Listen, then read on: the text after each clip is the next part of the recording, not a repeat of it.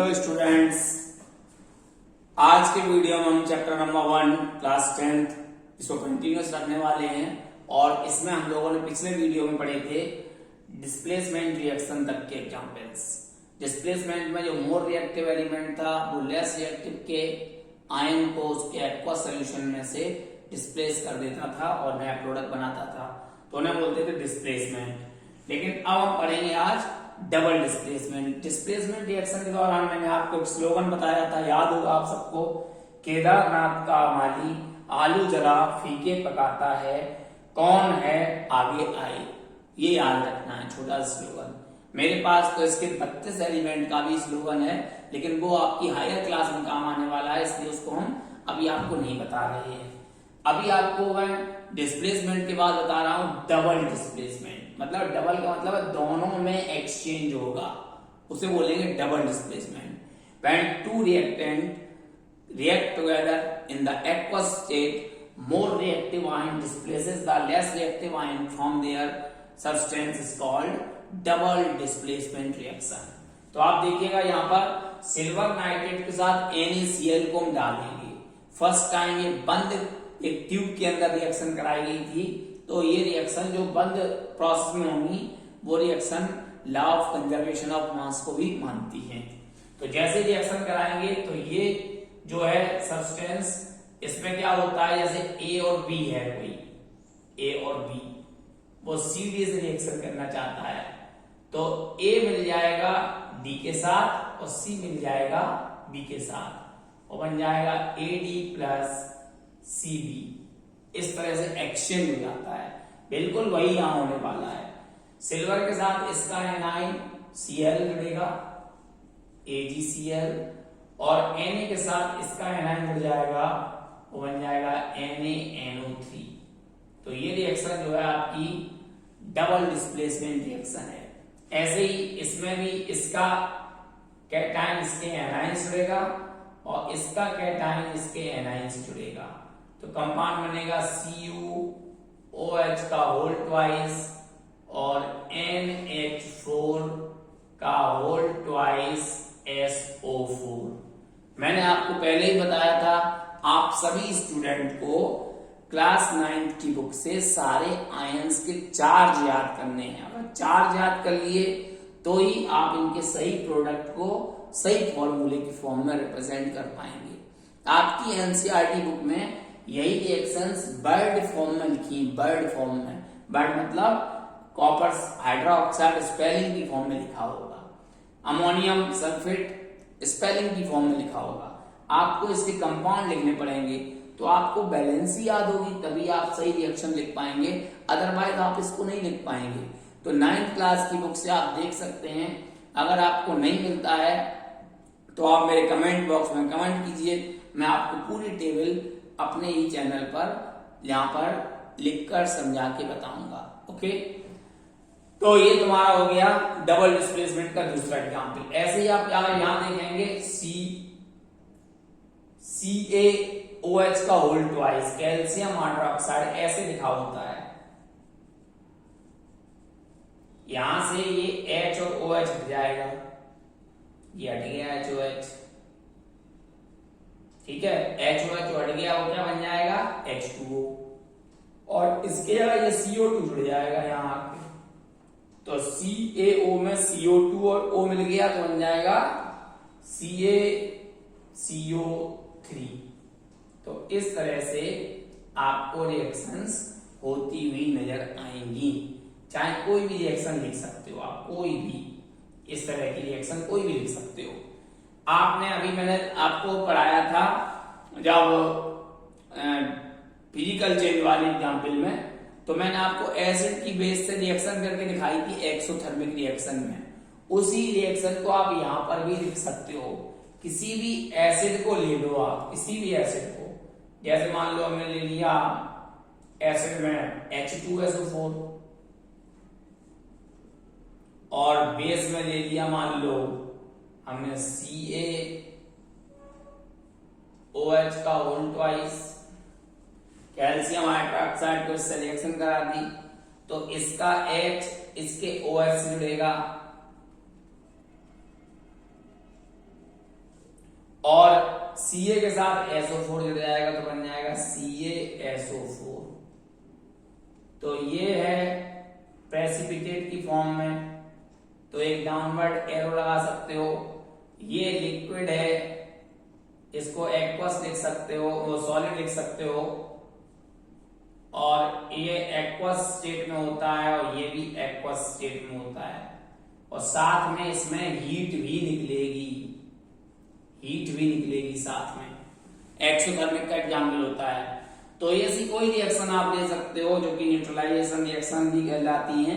इस रिएक्शन को हम न्यूट्रलाइजेशन रिएक्शन भी कहते हैं, एक्सोथर्मिक रिएक्शन भी कह सकते हैं, डबल डिस्प्लेसमेंट रिएक्शन भी कह सकते हैं। एक रिएक्शन कई कैरेक्टर को दिखा सकती है, आपको ये जानना जरूरी है, ठीक है।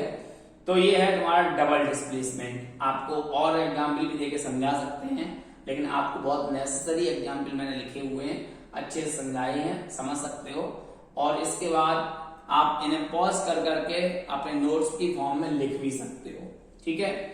अब रिडॉक्स रिएक्शन में आपको जो रिएक्शन आएंगी, रिडॉक्स जो है दो चीजों से मिलकर बना है। RE मतलब रिडक्शन और OX मतलब ऑक्सीडेशन। तो RED मतलब रिडक्शन जिसमें हो रहा हो और ऑक्सीडेशन हो रहा हो, तो वो रिएक्शन बोली जाती है रिडॉक्स रिएक्शन। तो ऑक्सीडेशन रिडक्शन को मैं पहले आपको समझाता हूं कि क्या है ऑक्सीडेशन रिडक्शन। ऑक्सीडेशन जो है आपको मिलेगा या तो आप ऑक्सीजन का एडिशन हो जाए, एडिशन ऑफ ऑक्सीजन, जैसे कि मैंने Na के साथ O2 की रिएक्शन करा दी, Na2O बना दिया, तो ये रिएक्शन जो है आपकी ऑक्सीडेशन रिएक्शन हो जाएगी। बैलेंस करने के लिए आप ऑक्सीजन 2 करेंगे तो आप यहां पर इस तरह से बैलेंस भी कर सकते हैं।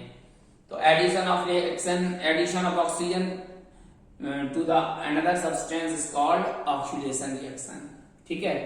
अब रिमूवल ऑफ इलेक्ट्रॉन या लॉस ऑफ इलेक्ट्रॉन, अगर इलेक्ट्रॉन कहीं से चला जाता है, डिलोकलाइज हो जाता है, तो हम लोग उसे बोल देंगे ऑक्सीडेशन।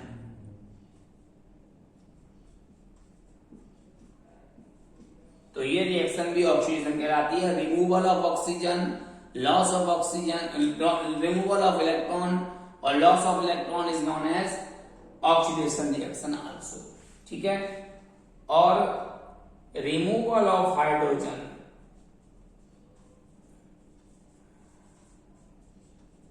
हाइड्रोजन का हट जाना, ये भी बोला जाता है ऑक्सीडेशन। जैसे मैंने लिख दिया CaH2, Ca+H2, तो ये रिएक्शन भी बोली जाएगी आपकी ऑक्सीडेशन।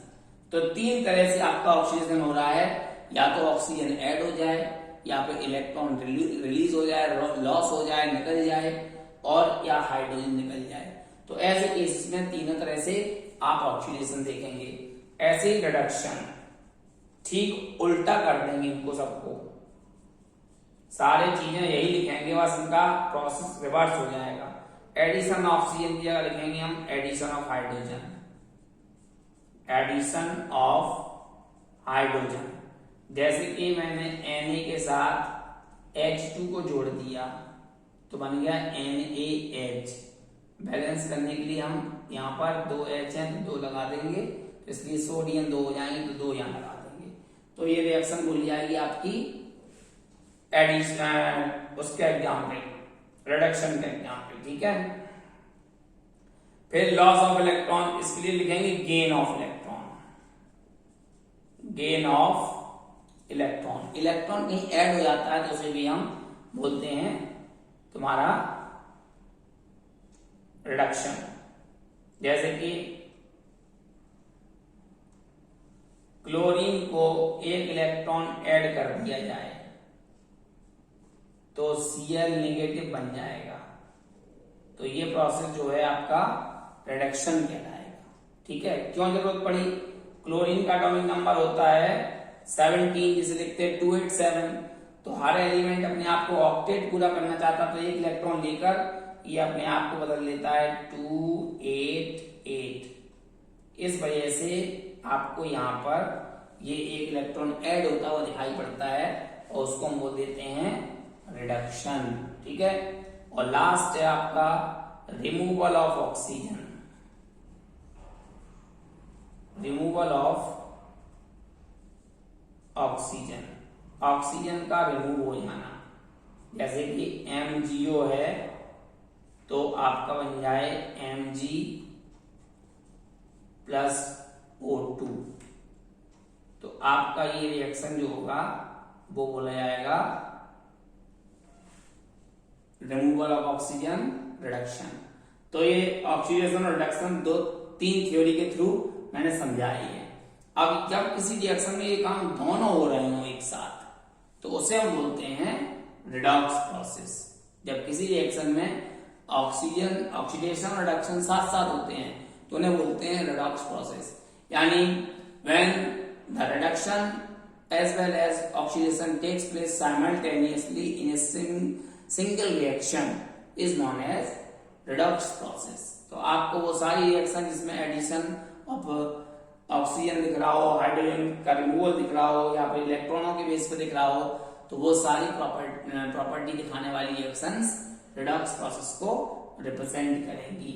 ठीक है, एग्जाम्पल के तौर पर हम रिडॉक्स प्रोसेस करके देख सकते हैं कि कहां पर रिडक्शन हो रहा है।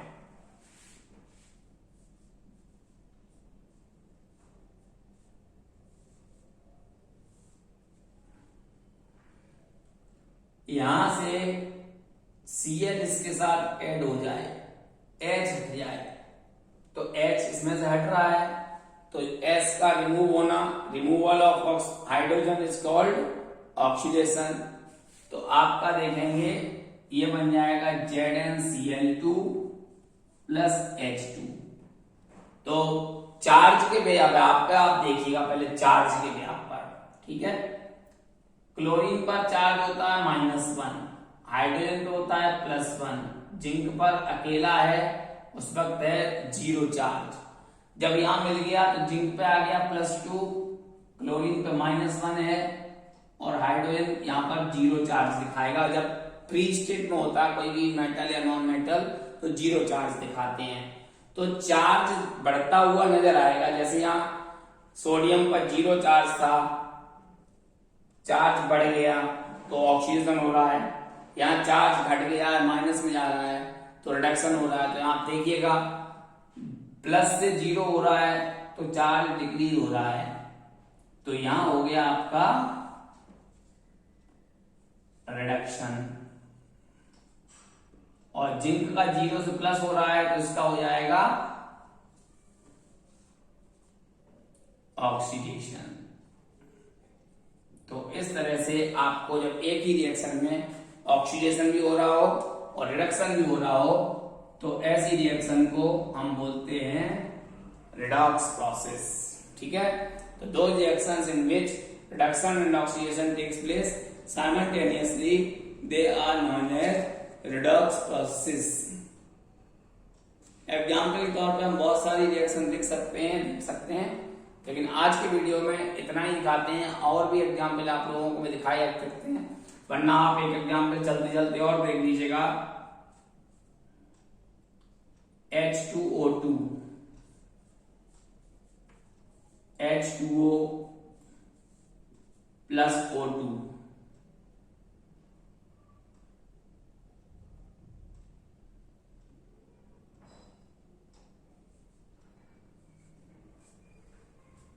ये रिएक्शन, इसमें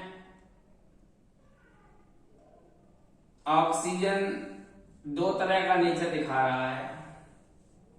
यहां ऑक्सीजन माइनस चार्ज है, यहां फ्री स्टेट में 0 चार्ज है और यहां पर इसकी वैल्यू है -1।